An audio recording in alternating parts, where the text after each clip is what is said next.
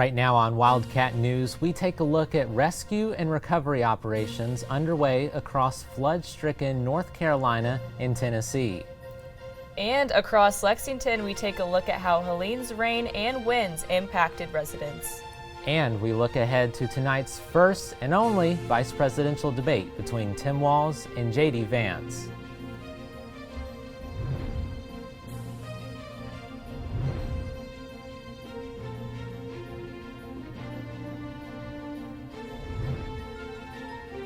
Good to be with you this Tuesday. I'm Edward Smith.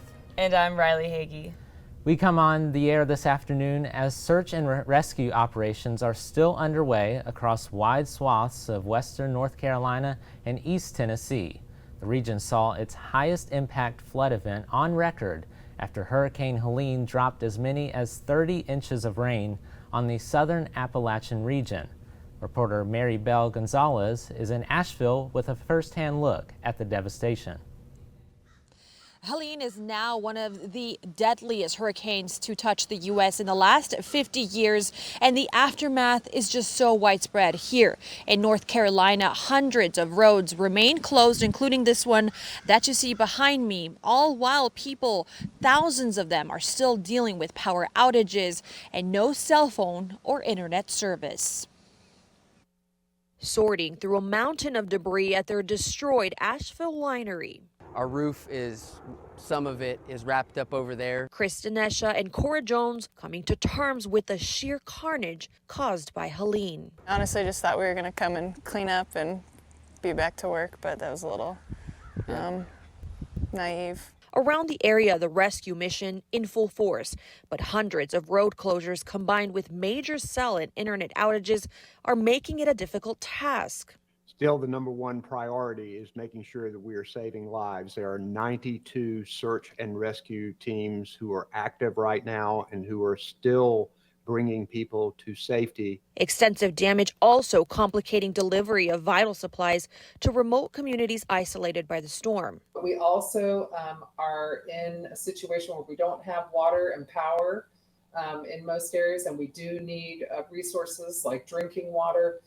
And food and other, household supplies and personal supplies that people might need. In Chimney Rock, the town grappling with total devastation. It's just hard to comprehend it.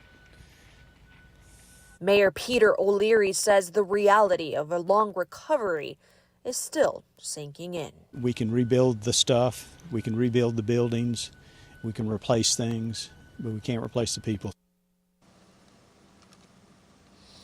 Now, in addition to those search and rescue teams, we do know that help is already here.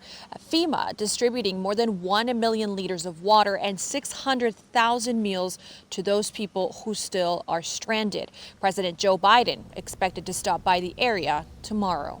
Reporting in Asheville, North Carolina, I'm Mary Bell Gonzalez.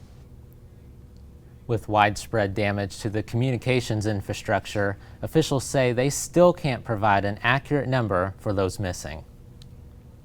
North Carolina Governor Roy Cooper says he is heartwarmed by the willingness of those in neighboring states to assist, but warns that travel to the region via road remains dangerous and often impossible. One of the most vital arteries in the region, Interstate 40, has washed out in multiple places.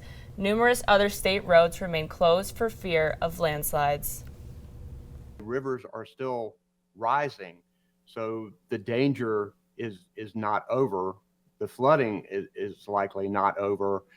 And we are sending a stern message to people. Consider the roads closed in western North Carolina. We do not need sightseers coming in to observe the damage. While Hurricane Helene's heaviest impacts were felt in Florida, North Carolina, and Tennessee, conditions on Friday left many parts of Lexington with tree damage and power outages. Reporter Brooke Kindle has more on Helene's local impact. Powerful winds and heavy rainfall from Category 4 Hurricane Helene moved its way up north to Lexington over the weekend, damaging property and causing power outages around central Kentucky. I drove through the storm over the weekend to take a look at the damages. Lexington roads were flooded with water as vehicles struggled to drive down Nicholasville Road. Over 200,000 Kentucky residents experienced power outages as well as property damage to their homes.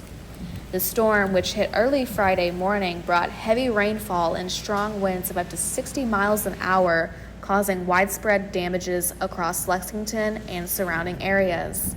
Reports of downed trees, broken power lines, flooded streets, and wind debris caused many roads to be shut down. Lexington apartment worker Julia says apartment buildings experienced flooding and power outage issues over the weekend.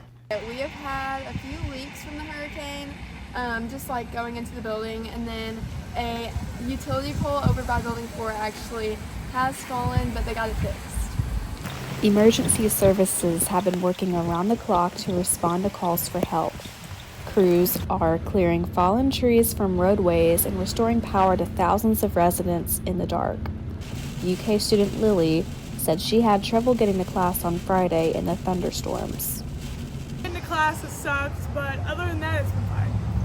Authorities are advising residents to report any damages or outages caused by the hurricane. Local shelters have been opened for those who have been affected. According to Kentucky Utilities, 946 residents of Fayette County are experiencing prolonged power outages as restoration efforts continue.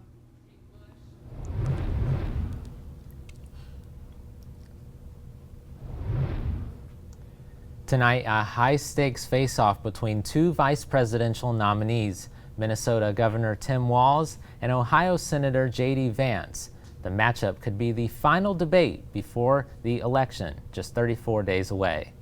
Brian Abel reports on the debate rules and the campaign strategies before tonight's showdown in New York.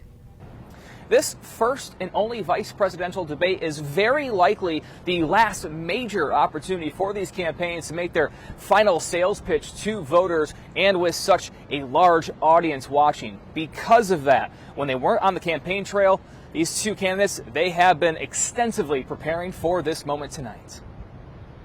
Tonight, the high-stakes undercard battle between vice presidential nominees, Democratic Minnesota Governor Tim Walz and Republican U.S. Senator J.D. Vance of Ohio. The first and only scheduled debate between the two, with both campaigns trying to win over undecided voters in the final leg of this election. The CBS-moderated debate will be 90 minutes, with both candidates getting 2 minutes for closing arguments. No pre-written notes allowed. The Harris-Walz campaign signaling early they want this debate to be about the issues they believe played to their advantage. J.D. Vance, who's about to be on the debate stage, came out and announced what that plan was, and it was putting people with pre-existing conditions back into these high-risk pools that cost them more money and could actually eliminate their health care coverage.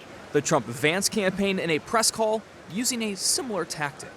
J.D. won't let him get away with it. From the border to the economy to American leadership on the world stage. The presidential nominees and the president showing confidence in the performances of their party's VP nominees ahead of the showdown. Mr. President, any advice for Tim Walz on Tuesday? Do you offer him any personal advice? No, he doesn't need it. Oh, well, we've been speaking a little bit back and forth. I think he's in good shape. The Fayette County Clerk's Office is working around the clock to make sure the upcoming election goes smoothly. The Clerk's Office says all ballots have been printed and placed with their precinct. This year, early voting will be held at 6 library branches. Those locations will also be open to all registered voters on Election Day. I believe, quite frankly, we are having a lot more people engage with our elections staff, and there's a lot more questions. We have already had over 5,000 absentee ballot requests this in the first week. Lamb also says that you can help move the line faster by looking at your sample ballot online before going to vote. You must register to vote in Kentucky by 4 p.m. on October 7th. Coming up, we remember the life of MLB legend Pete Rose. You're watching Wildcat News. We'll be right back. Pete Rose, baseball's all-time hits leader, has died. Rose won a Most Valuable Player award and 3 World Series rings. 2 of those rings came with the Cincinnati Reds, the other with the Philadelphia Phillies. Incredibly, Rose was also a 17-time All-Star at 5 different positions. Rose retired as a player in 1986 but continued to manage the Cincinnati Reds for 3 years. But 3 years later, Rose received a permanent ban from baseball. It was determined that he not only gambled on games while he played for and managed the Reds, but that he bet on his own team. Pete Rose was 83. The basketball world is also dealing with the loss of a legend. Hall of Famer Dikembe Mutombo died yesterday following a battle with brain cancer. The NBA says the 58-year-old Mutombo was surrounded by loved ones in his final moments. Mutombo was selected 4th in the 1991 NBA draft by the Denver Nuggets. That began what would turn out to be a remarkable 18-year pro career. The 8-time NBA All-Star was inducted into the Naismith Basketball Hall of Fame in 2015.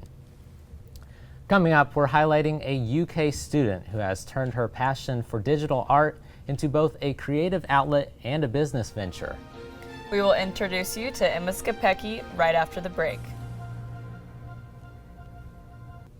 Emma Skapecki, a junior here at UK, has found a unique way to express herself while managing the pressures of everyday life. What started as a hobby to relax during the pandemic turned into a business that she will continue for life. For many students, the COVID-19 pandemic was a time of uncertainty and stress. But for one student, it became an opportunity to explore her artistic side. Meet Emma Skapecki, a UK junior who used the lockdown to discover her love for digital art, which she now shares with others in more ways than one. My family was very stressed about me getting sick because I have a really bad immune system. So during COVID, I just kind of fell into it one day. I found art materials in my garage and was like, this is what I'm going to do today. And it really just brought my spirits back up and took away all that stress as an escape. Skapecki decided to take her digital art to the next level by selling it online on social media apps and websites like Etsy. I had been drawing in class and a bunch of my friends asked if I could draw them something. And then it just kind of took off from there. Skapecki hopes to continue her business even after graduation, using her art as a way to inspire others and cope with anxiety and stress. I feel like art will always be my escape to get away from stressful situations and reset my mind so that I know my emotions are clearly thought through. Skapecki tells me she's making an extra $2,000 each month from her art digital profits.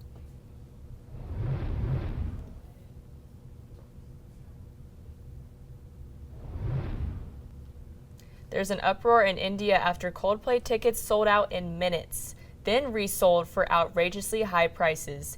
Tickets for the Coldplay shows in Mumbai were being sold by the official vendor Book My Show on September 22nd. Within minutes, the tickets were all gone. They quickly appeared on other platforms for as much as $11,000. Mumbai police summoned the founder and CEO of Book My Show for questioning over allegations of fraud. The vendor says it had no association with any ticket selling or reselling platform. It also says it filed a complaint with police over alleged fake ticket sales on certain platforms. Well, that is all of your Wildcat news for today. We'll see you right back here next Tuesday for more.